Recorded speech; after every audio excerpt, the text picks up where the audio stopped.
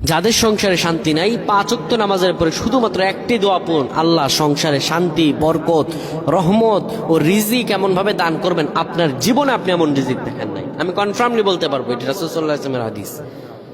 রাসূল সাল্লাল্লাহু আলাইহি ওয়াসাল্লামের হাদিস, নবীজি এই দোয়াটি পড়তেন, কোনদিনও এই দোয়াটি ছেড়ে দিতেন না আল্লাহ নবী সাল্লাল্লাহু আলাইহি ওয়াসাল্লাম।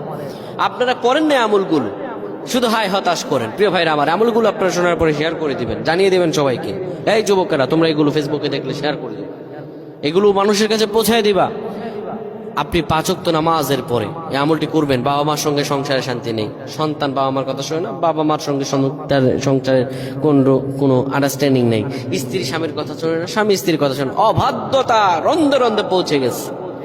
আল্লাহ নবী বিশ্বনবী মুহাম্মদ রাসূলুল্লাহ বলেন, তোমরা যখন নামাজ শেষ করবা, নামাজ শেষ করার পরে আস্তাগফিরুল্লাহ 3 বার, আল্লাহু আকবার 3 বার, এরপরে তোমরা পড়ো শান্তির দোয়া, আল্লাহুম্মা আনতাস সালাম ওয়া মিনকাস সালাম তাবারাকতা ইয়া যাল জালালি ওয়াল ইকরাম, আল্লাহুম্মা আনতাস সালাম ওয়া মিনকাস সালাম তাবারাকতা ইয়া যাল জালালি ওয়াল ইকরাম। 5 ওয়াক্ত নামাজের পরে কখনো ছেড়ে দিবেন না।